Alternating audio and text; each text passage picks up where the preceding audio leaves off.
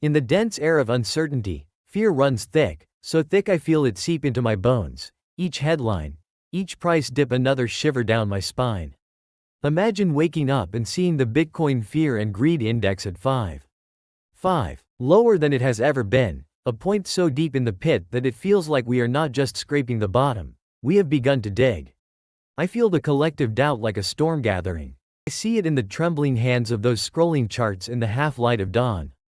The noise is deafening. Bitcoin is dead, they say. It is not gold, they say.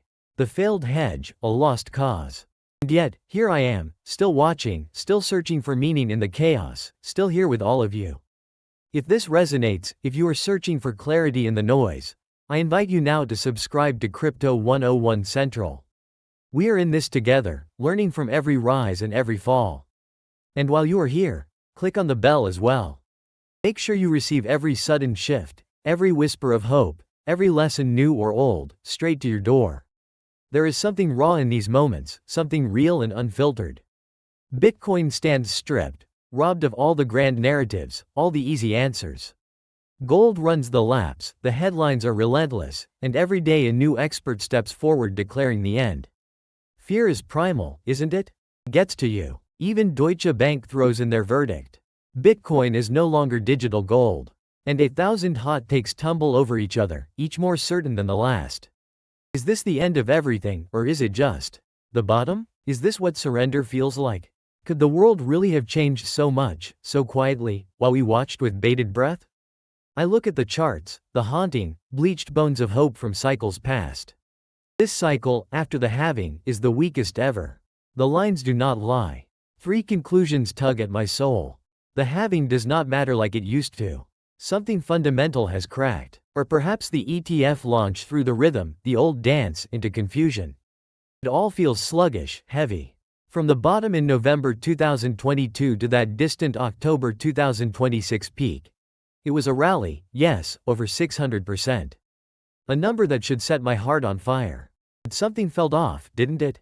There was no riotous mania, no rush of joy, no street-level fever. Instead, Bitcoin stumbled along, slow and tired, like a champion with old wounds. Not the crash, nor the climb. Just a desperate, hesitant shuffle. The world tries to make sense of it. Quantum FUD, a shadow at the edge of our thoughts. Corporate treasuries spinning into a dark, helpless spiral. And each new narrative tries to patch the hole in belief. I see how the stories follow the price, how they wrap around every move like wary hands around a candle in the wind. When Bitcoin falls, they call it broken. When it rises, they invent new reasons to explain the magic. But underneath, the structure is unmoved. The world's dead did not shrink. No new discipline appeared. Money printing did not vanish. The machinery keeps grinding. The noise is just that, noise. It is only sentiment that moves, not the bones of the thing. Sentiment is a wild river of emotion. It cannot be mapped. It can only be felt. James Check put it best. Watching gold soar felt like a nuclear bomb for Bitcoin sentiment. The debasement trade, the hope that Bitcoin would be the ark against a tide of monetary decay, lost its heat, its justification. But he argued, and I feel this down deep, that expectations themselves are a trap. Not every cycle is the same. Not every day is a reckoning or revolution. Gold, silver, even platinum, they are myths in motion, but they are known, understood. Gold is a sovereign beard, immovable, obvious to anyone born into centuries of tradition. Bitcoin is none of those things. It is wild, misunderstood, and to many, deeply suspect. There is no magic moment coming where all the sovereigns of the earth open their vaults and say, "Sure, let us buy Bitcoin at this mountaintop cap while we have rooms filled with gold." Not in this world, not today. When all is said and done, price solves the narratives. Time solves the price. Give it enough years, and the ones who endure, the hodlers, they will put a floor underneath it all. When it finally moves, truly moves, the critics will have nothing left but silence. They will stand, blink, and realize the story changed without them. That is what I believe. I feel the weight of this cycle in my own bones. The so-called debasement trade is not the pulse now. No tsunami of liquidity. No wild expansion of balance sheets like back in 2020 or 2021. Not the Great Flood. This environment is fragile, yes. Gold is simply a safe harbor when storms gather. That does not make Bitcoin less. It means the game is different. Bitcoin's thesis is not shattered. If anything, this slow grind is proof of its resilience. Bitcoin is a slow, structural alternative, a vessel waiting for its time. If you expect it to explode at every tremor, you're seeing it as a gambler would, not as a builder of futures. And so, what drives it forward?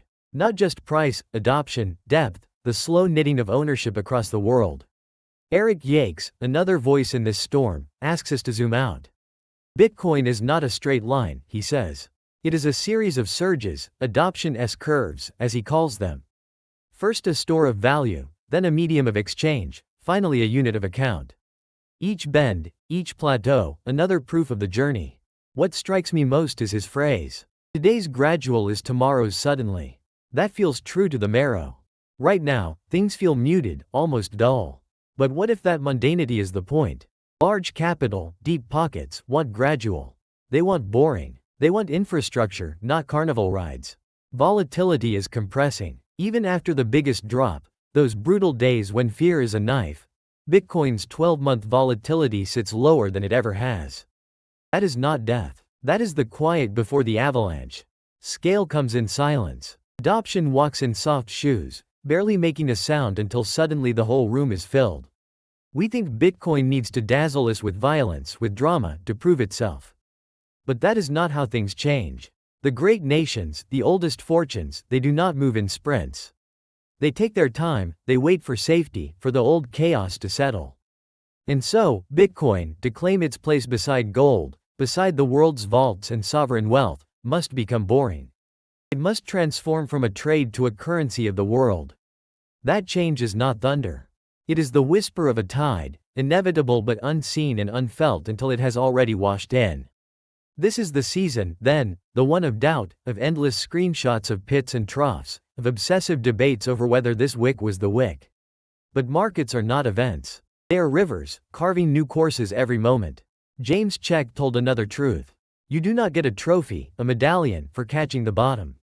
No one rewards perfection. The lucky ones, the wise ones, just buy. Just buy and keep buying, through pain and doubt, through boredom and noise.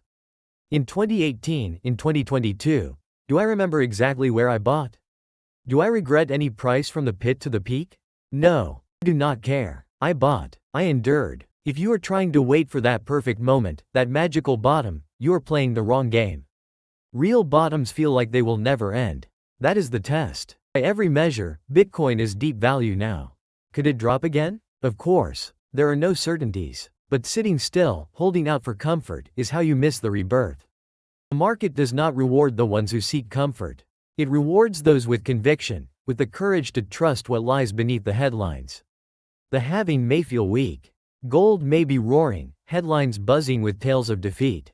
But the mechanism, the code, the soul of Bitcoin, unchanged. The block comes every 10 minutes. The rules stay the same. The heartbeat persists. On the protocol level, nothing is lost. It is only the market, the fevered crowd, that loses faith. It treats Bitcoin like a tech stock, a fluttering risk beside the AI boom and bust. When growth shudders, Bitcoin bows. When tech is loved, Bitcoin is loved. But that is not failure. That is miscategorization. Gold sits apart, unhurried. Bitcoin will join it, but not yet. For now, it lives in the shadow of perception, a process, not a verdict. To hold, then, is discipline. It is faith, hard-earned and tested every hour. At Crypto 101 Central, we speak to those who wish to build for eternity, not just next week's thrill. If that is you, if this vision of deep time and slow revolution calls to you, let us walk together. Like this video if you have found even a little clarity in this endless fog. Comment below.